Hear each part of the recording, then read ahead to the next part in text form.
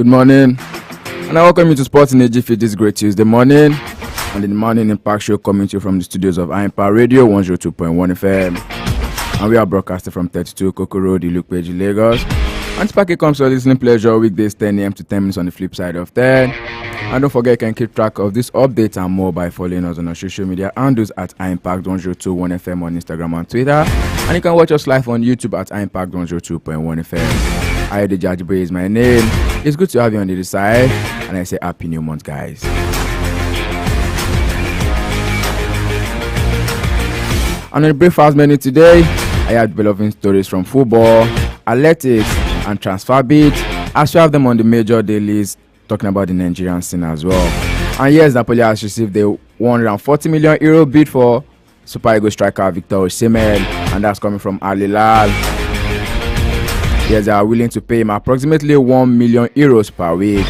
And yes, FIFA Women's World Cup is on to the next round for some groups, and then I tell you it's serving us chills, feels, and a lot of thrills.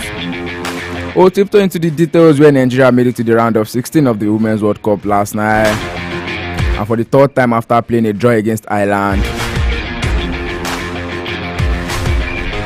Yes, Super Falcons knew that a draw would be enough to see them through to the next round, and they did a good job getting that done yesterday.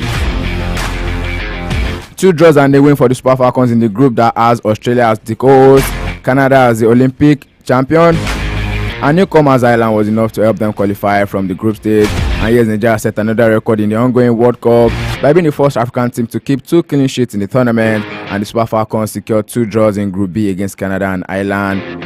And yes, the Super Falcons kept 2 clean sheets, just like I mentioned. And yes, another record was that of Asisat Oshoala, setting the record of being the first African player to score in 3 consecutive World Cups.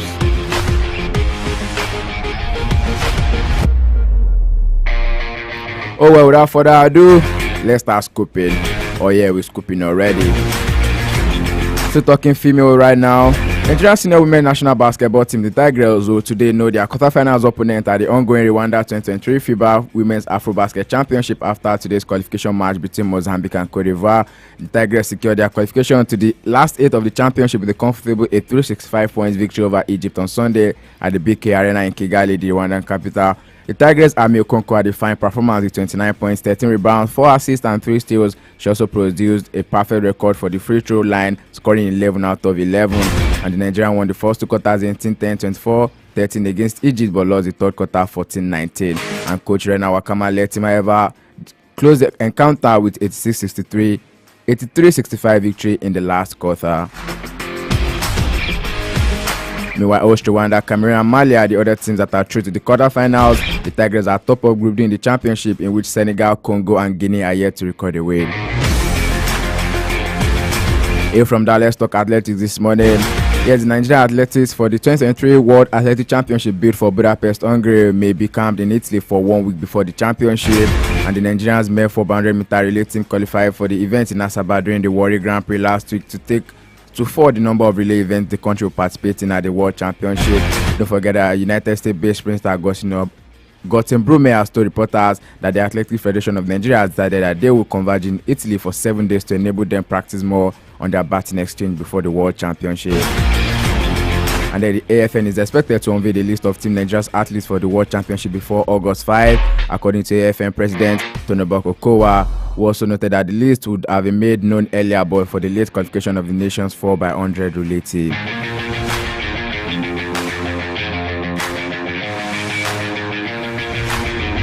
And still talking athletics this morning, Nigeria runner Edose Ibadan clocks record-breaking time to secure World Championship tickets. Edose Ibadan hit to bed with a stone by qualifying for the World Championship in Budapest and Paris 2024 Olympic Games. Yes, Ibadan clocked a brilliant 1 hour 44 minutes to win the men's 800-meter event at the DC Track Championship in Fairfax, Virginia, which smashed his previous national record of 1 hour 44 minutes set back in 2020. He defeated Jamaican Navaski Anderson, who also came through in the national record of 1 hour 44 minutes, while John Rivera was third in personal best of 1 hour 45 minutes. The 30-year-old previously achieved this feat on his 9th and last attempt this season after falling short in his previous races, as his fastest was 1 hour 45 minutes back in June. Edosin Bade has been Nigeria's best middle distance runner since 2017 when he lines up on the track in Budapest. It will return to the World Championship for the first time since 2019 after competing at London and Doha 2019 edition. Yes, to talking football this morning, I'll be talking about the Super Falcons and the history they made yesterday.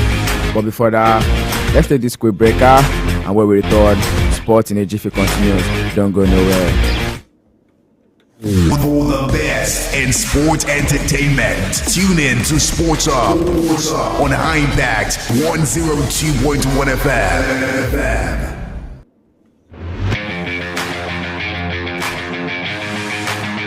Oh yeah, Nigerian Super Falcons yesterday advanced to the round of 16 at the ongoing FIFA Women's World Cup in Australia and New Zealand after a 0-0 draw with Republic of Ireland. The Falcons finished unbeaten in Group B, a first ever for an African team at the FIFA Women's World Cup. And the 0-0 draw with the girls in green at Brisbane Lampan means the Super Falcons will face either of England or Denmark in the round of 16 encounter on August 7. And the Nigerians could also face China, because the group actually seems like a KG one, by the way. England, who currently top Group D with 6 points, will face China in their final group match today, 12 p.m. Nigerian time, leading the draw to confirm their headship of the pack, while China are third in the group with 3 points. And on the other hand, Denmark will take on debutants Haiti in their final group encounter. A win for Denmark will see them as Group D's second best, provided China did not beat England with a wide margin. And all the two Group D matches will kick off simultaneously by 12 noon Nigerian time today. And Super Falcons, who are 9-time African champions, began with a goalless draw against Olympic champions Canada on July 21.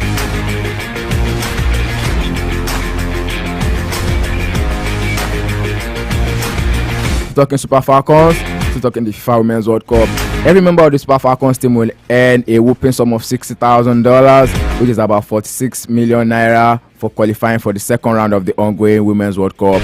According to the breakdown of the payment accruing to players at the championship, the players will earn 30,000, that's talking about 23 million each in the group stage, and it will rise to 60,000, that's talking about 46 million in this round of 16. While if they beat England in the quarterfinal, each of them will get $90,000, that's talking about 69 million.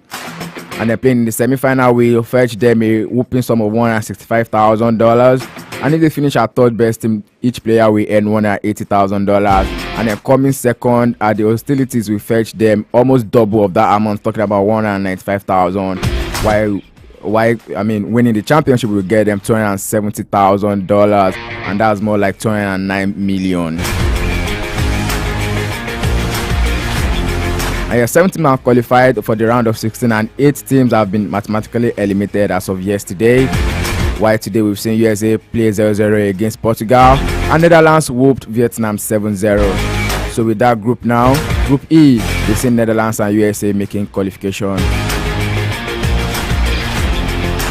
And then from that, taking transfer bids this morning, just like I mentioned at the start of the show, the Italian club Napoli have rejected Al Hilal of Saudi Arabia's huge attempt to lure Super Eagles striker Victor Osimhen to the Saudi Pro League. According to reports in Europe, Al Hilal have tabled a whooping sum of 140 million euros, that's talking about 108.9 billion naira, offer to Napoli with a 60 million euros per season salary for the striker. And the extraordinary proposal was put forward by the club in Saudi Arabia this month. Meanwhile, Napoli president Aurelio De Laurentiis recently said the club will not sell the player for less than 150 million euros. That's talking about 51.3 billion naira. Elsewhere, Montpellier and Lillestrøm have successfully reached an agreement to transfer of Akko Adams of 5.5 million euros, I beg your pardon, and he is set to have his medicals.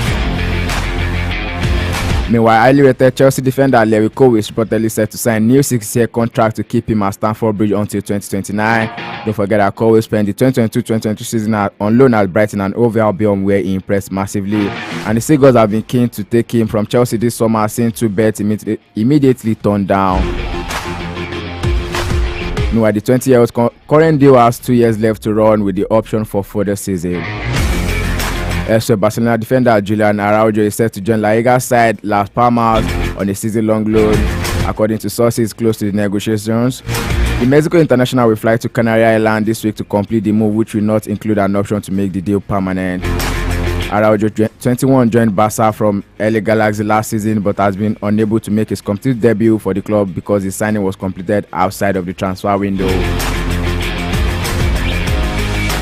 And also, Brazil midfielder Fabinho has joined Al Ittihad from Liverpool on a 3-year deal the Saudi club announced yesterday. Financial details were not disclosed, but British media reported that Saudi Pro League champions paid £40 billion, talking about $51.33 million for the 29-year-old. And Fabio will now join Ballon d'Or winner Karim Benzema and former Chelsea midfielder N'Golo Kante at the Jeddah-based club.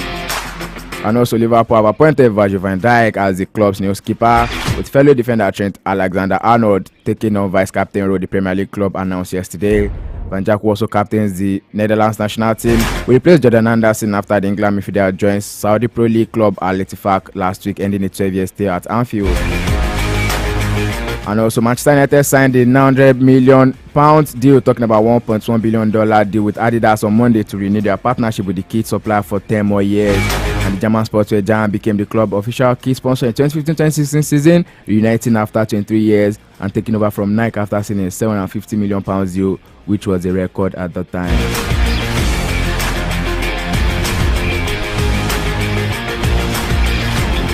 Sport in a Jiffy it is. I'll be doing it in a jiffy. So I'll be calling it a wrap on the package this morning. Join us tomorrow for another edition of the show. I'll stay with us as the morning pass show still continues. Oluwatomi with the EY Oborode is here. And alongside Omobalade Oladipo, Ayodeji Ajiboye signing out. Do have a brilliant morning.